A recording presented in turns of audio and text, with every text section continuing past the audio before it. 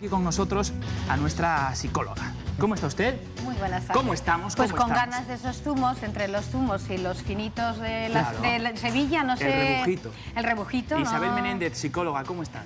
Bien. Bien. Oye, ayer hablábamos un poquito, veíamos a Eva Fanjul que nos comentaba pues, un trastorno del déficit de atención. ¿Cómo puede afectar esto a nuestros hijos, para los que no lo hayan visto ayer? Bueno, pues el a déficit... nuestros hijos, a los hijos de los que los tengan, quiero decir. De los que los tengan. Y a los adultos, que también afecta. Efectivamente. El trastorno de déficit de atención con hiperactividad pues tiene tres síntomas nucleares, digamos, que son un exceso de falta de atención muy evidente, es decir, los niños no pueden concentrarse, no se organizan, no son capaces de mantener una tarea mental sostenida durante mucho tiempo, pierden constantemente todas las cosas, no dan los avisos, son los típicos niños que están siempre en la luna. Tú dices, este niño parece que no escucha, a veces los llevan hasta el otorrino, porque este niño no me escucha. Y es que realmente... ¿Qué ver, con la hiperactividad? Es que son las dos cosas. No, trastorno de atención e hiperactividad pueden ser los dos síntomas que son inatención, hiperactividad e impulsividad. En ese caso se llama combinado. Hiperactividad es un niño que no para quieto, que es como si tuviera un motor, que habla en exceso, que va saltando en vez de andando por la calle, que no es capaz de quedarse sentado en la silla comiendo, sino que se levanta 25.000 veces, que se sube literalmente por los sitios. Ese combinado es como la lotería, pero al revés, ¿no? ¿Te ha tocado? Yo te puedo hablar con mucha... Yo tengo uno de esos combinados en mi casa, sí. He tenido el pequeño combinado. Y vamos, ¿cómo se hace la vida pues, con alguien que pues tenga mira, la este vida pues quedándose como con 10 o 15 kilos menos de los que tengo ahora mismo, o sea, que imagínate, porque son niños que es muy difícil controlarlos. Son niños que necesitan unas pautas específicas y especiales, que si tienen un coeficiente intelectual bueno, en mi caso era eso, y la mayoría de los casos tienen un coeficiente intelectual bueno, pueden no tener fracaso, pero sí tienes que estar constantemente encima de ellos porque se les olvida llevar las cosas, no hacen las mochilas, están estudiando y están saltando literalmente, literalmente. Estás al lado de ellos viendo la tele, Juan Pablo, y es insoportable. Se quitan el zapato, se ponen el zapato, se lo ponen, se suben para arriba, se ponen para... Es decir, es un movimiento que excede la edad y lo normal. Y luego la impulsividad, que es el tercer síntoma nuclear, es que contestan antes de que acabes de hacer las preguntas, no son capaces de controlar los impulsos. Es decir, son los típicos niños que pillas siempre haciendo las gamberradas porque te va a dar la torta, el otro te está pinchando por debajo y el niño se vuelve y delante de la profesora le da la bofetada, con lo cual se le ve. Es decir, no es capaz de hacer predicciones y decir, si yo hago esto, me va a caer esta consecuencia. No hacen predicciones a largo ni a corto plazo. Les recuerdo que tienen ese número de nuestro programa, el número de tarde, para atender cualquier duda que les surja sobre este tema que nos comenta Isabel Menéndez, nuestra psicóloga. 985-196-628. ¿En qué porcentaje afecta a la población asturiana? Mira, hay muchas dudas en la prevalencia. Acabamos de estuvimos en una ponencia hace poco de un congreso de neuropsicología muy bueno, dedicado prácticamente al TDAH. Los últimos estudios de la Organización Mundial de Psiquiatría, de la Asociación Americana de Psiquiatría, hablan entre el 5 y el 7, pero yo diría que hay alrededor de un 10%.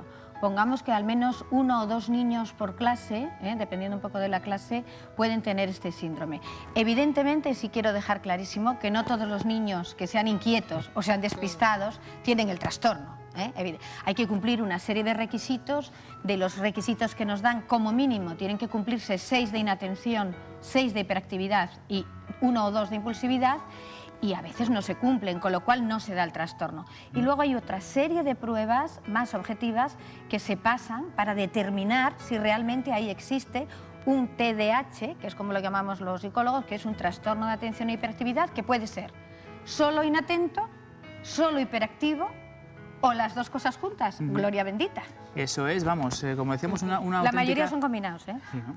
Pues les recordamos ese número de teléfono, 985-196-628, para cualquier duda que tengan sobre este tema y que quieran comentarle o exponerle a nuestra psicóloga Isabel Menéndez. Tenemos también que hablar de otros temas, y es, por ejemplo, el de los trastornos.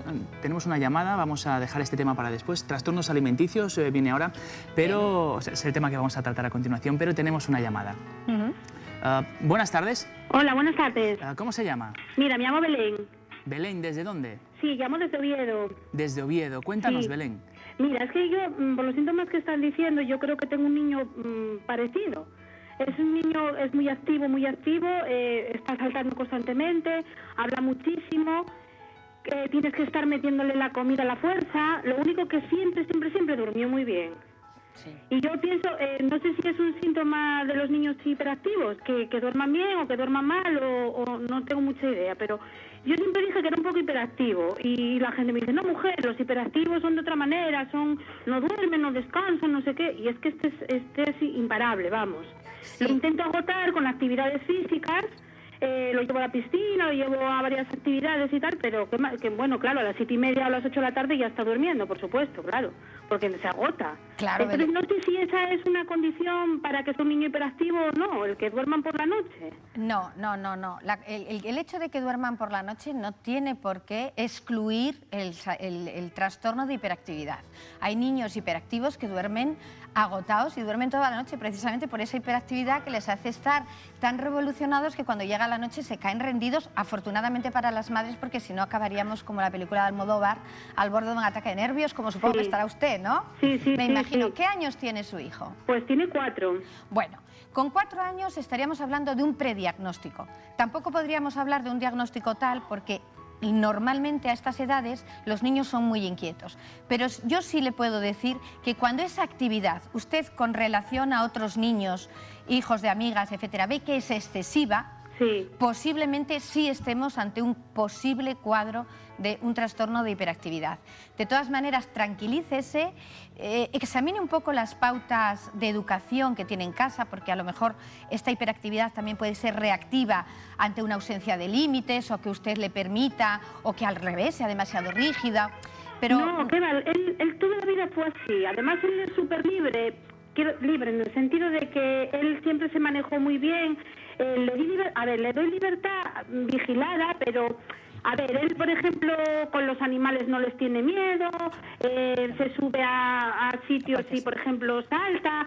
No es un niño que haya tenido tampoco muchos percances. Quiero decir que para lo hiperactivo que es, nunca me rompió una pierna en estas cosas, quiero decir, vamos. Pero no tiene noción del peligro, ¿verdad? No lo tiene, no. Ya, bien. No pues, lo tiene, no. La verdad es que siento muchísimo decirle, Belén, pero muchísimo, que tiene bastantes posibilidades. Pero tampoco me atrevería a decírselo, evidentemente, sin hacer un diagnóstico. Usted obsérvele todavía cuando empiece en el cole deben de notarlo, si el niño no es capaz de estar sentado, si el niño... No, en el cole no tiene problemas. ¿En el cole no tiene problemas? No tiene Entonces problemas. lo más probable es que no, Belén, porque tiene que darse en 2 ambientes. Tiene que darse en 2 ambientes. Para que el síntoma, para que el síndrome se cumpla, Sí. tiene que darse siempre en 2 ambientes, no solamente en casa o no solamente en el cole, porque entonces podría ser perfectamente, pues eso, una reacción a algún estímulo que usted quizá no sepa todavía, pero que haya en casa. ¿Y los niños cómo reaccionan? Con el cuerpo, no hay otra forma. Ya. Entonces, quizá pues a lo mejor usted, yo qué sé, pues a veces grita un poco, se desespera, no tiene paciencia. Esto nos pasa mucho, lo sé. Y entonces el niño reacciona llamando su atención, ¿sabe? Entonces quizá déjele esas perretas, déjele las rabietas, establezca límites, vaya poniendo las pautas muy despacito. Sí, yo los límites los establezco, pero no salta. causan todo lo que debían de causar. Lo peor de todo es que tengo otra de 1 año y va por el mismo camino. Por Hombre, el mismo, eso he de imparable. decirle que es hereditario. Sí, es genético. Es imparable. O sea, Yo pensé, digo, bueno, es una niña, saldrá más tranquila. ¿Qué va? No. ¿Qué va? Lleva ya 2 meses y pico caminando, hizo un año el otro día, no para, se sube a todos los sitios, salta como claro, ve al otro que salta, ella salta detrás. Bueno. No ve el peligro por ningún sitio, nada. Contrólelo.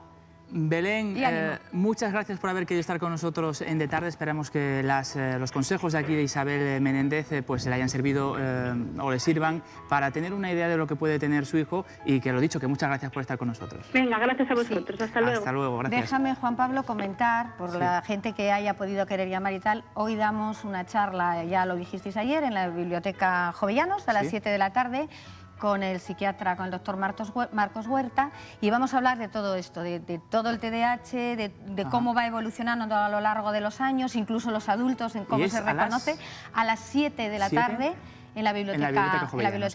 Muy bien, pues